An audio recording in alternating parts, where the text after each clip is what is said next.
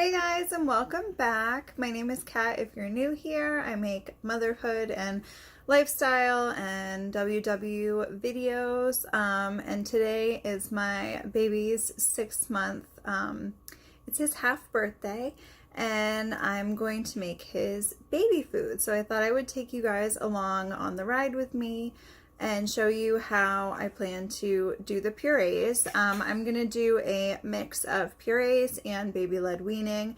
I've done this for my now 12-year-old and my almost 10-year-old, and I'm gonna use the same process now that I used then. I do have some new products that I'm using for it that were not around last time, so I'm excited to try those. And yeah, so just stick around if you wanna see how I make my baby food. Okay, so I have my cutting board.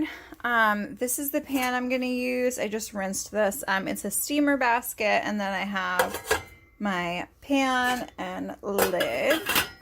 So what we're going to do is steam our veggies and fruits and whatnot, and then we're going to puree them after. So today I have a sweet potato all washed and scrubbed down, an apple, I'm going to scrub that down before I peel it, and an avocado. Today I'm not going to cook the avocado, that you can just eat raw, but the apple is too hard, it's a choking hazard, so we're going to cook that and make it a nice puree. And then same with the sweet potato, and I am going to peel them because the peel can be hard for baby to manage and digest at this point. And then over here I have these containers. They're glass. I've already washed all these and put them through a sanitized setting in my dishwasher. These are from WeSprout. They go up to 2 ounces. It's a little hard to see on camera. They have these plastic lids. They did come with a little marker so you can mark what is in them. We just have these Munchkin baby spoons. These are what the grocery store had. I honestly forgot to order spoons until last night. And then also from WeSprout, I have this hardcover and then soft, it's silicone little container. I got 2 of these so you can freeze the food in it. And this is cool because last time when I made it for my other kids, I just used a silicone mini muffin pan because that's what I could find. I don't believe they had anything like this then. So I used to do silicone mini muffin tin, and I would just wrap it in tin foil and then freeze it, and then I would pop out the frozen pieces and store them in Ziploc freezer bags. Now these containers are dishwasher safe, as I mentioned, and they are also safe for the freezer. So if you do want to freeze them, because it's glass and the food will expand as it freezes, you don't want to fill them all the way. So up to about this 2 ounce mark should be perfect because there's still a lot of room for expanding. You don't want to go up to the top. And I'm not sure of the size on these. It's pretty deep. It goes up to about my first knuckle there, which is about, yeah, so I'd say it's probably close to 2 ounces for each one of these little pods. So we're going to make a good amount of food today and get a nice freezer stash going. To start out with, I have some water in my pan. I'm just going to put the basket on. I'm going to peel, we'll start with the sweet potato. I'm going to peel this, chop it up, and then put that into the pan to start steaming. So these have been steaming for maybe like 3 minutes. This is actually a very fast process. I feel like I can make a bunch of baby food faster than I can go to the store, pick it out, buy it, and come home. So you can see the fork is going in pretty easily. We want it even easier than that. We want to be able to kind of just like push down like this and have it sort of like fall apart. So I'm going to do a few more minutes here. And you do not need a steamer basket. I didn't have one years ago. I would just put like an inch or so of water in the bottom of the pan, heat it up, put my cubed up veggies in and cook it. But I got this pan set a couple months ago and I've never used a steam basket, and I figured now is as good a time as any. And when it's done, I'm going to dump it into here. This is just a glass dish. I'm using glass instead of plastic because plastic can leach harmful chemicals when it's exposed to heat. So I would just prefer to put it into a glass dish. So we'll see you in a few minutes when these... All right, so I believe these are gonna be perfect at this point. Let's see. Yeah, that looks pretty good. Just kind of, I'm not sure if you can see that, but it just kind of mashes away with the fork. Nice and easy. Easy, easy. And I could do these a tiny bit longer, but I'm going to cool them in this pan with a lid, so they'll actually cook like a little bit more that way.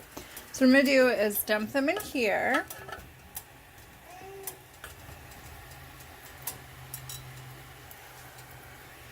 And then I'm going to take the water and I'm going to put it on top because, like I said, they will cook a little longer that way. And put the lid on. And so those are going to like finish cooking the last probably like minute that they would need. They'll soften up a little bit more this way.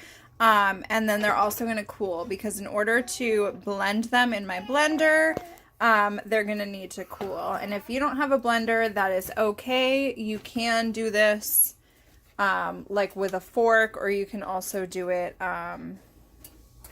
with a food mill. Okay. Okay guys, welcome back. If you hear some sounds in the background, that's just my oldest entertaining my youngest, which is so helpful. So I have my sweet potato that's cooled off to where it's warm and not like piping hot anymore. It is still hot enough to kind of make some steam there, but it's not so hot that it's going to be a problem. So I'm just going to scoop it into my blender here. I'm using the Magic Bullet. This is actually like what I used when I made it for my older kids too. I just found it to be the easiest way to do it. Just trying to figure out how to... I don't want to put all of the liquid in right now because... Get out of here. I don't want to put all the liquid in right now because I might need that to thin out the puree after it's blended. So first we're going to blend, and then we're going to decide if we need the water. And this water is definitely what you want to use. Instead of just like regular water, you can use the water from boiling or steaming, and that will have the nutrients that came out of the sweet potatoes during the cooking process. So now I'm just going to puree this.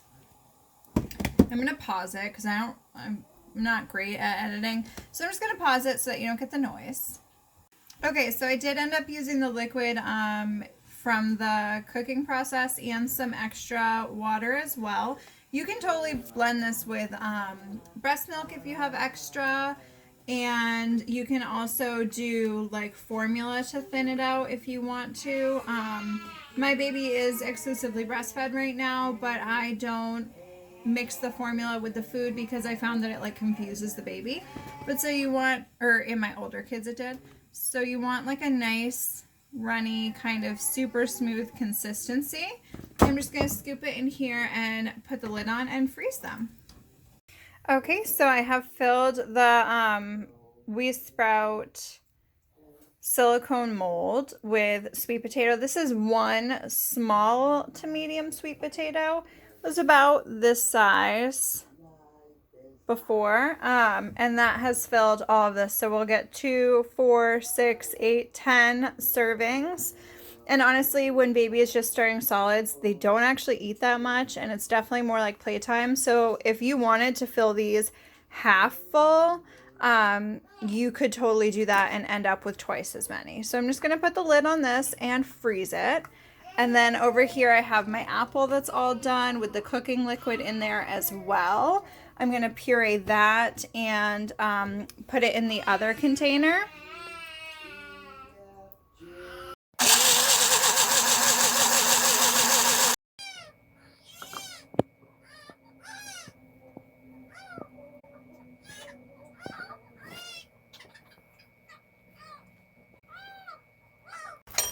Okay guys, so it's the next day and I just wanted to show you, these took a long time to set up in my freezer, but this is the apple and this is silicone, so you can just push from the bottom and it'll slide kind of right up. I hope you can see that. And all I did was take my Ziploc bags and just write what it is and the date And then I'm just going to put this whole thing inside. Punch all these over so that they're like loose.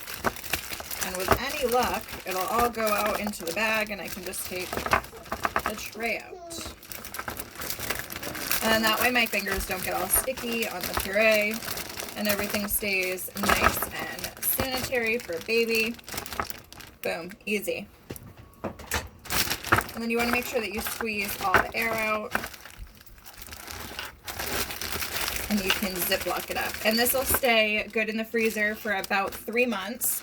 You can get like a plastic bin from the dollar store or like whatever and use that to hold all your baby food purees. Hold on. So I use this one for Go-Gurts for my older kids, but these are the ones that you use for like folders and stuff. They're like desk supply, but you can just kind of do this with them and stack them all up and have them ready to go. That's what I would do. Or if you freeze Go-Gurts, this is like life-changing. Just kind of squeeze them so there's a little bit of room at the top and then stand them all up, and this will hold like 2 boxes worth. But yeah, I would just do this and freeze it just like that. And then when you're ready to use it, you just pop one out, just one of these little servings, put it into a glass jar, leave it in the fridge to thaw, or take it with you on the go, like I said.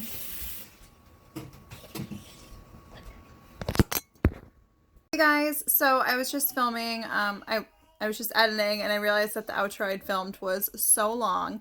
So basically, if you want to use the food, just take the frozen hunk, put it in a container, thaw it in the fridge overnight, and you're good to go. If you want to take it in your diaper bag, you totally can. It'll thaw in a couple hours, no problem. That's really all I have for you. I hope you enjoyed. I hope you found it informative. If you did and you want to see some more videos like this, let me know in the comments. Please like and subscribe so you can see what else I have to offer. Cloth diapering things, more baby food, baby-led weaning, breastfeeding, WW, all that kinds of stuff. Yeah, and I appreciate you sticking around with me, and I hope you guys have an awesome day. Bye.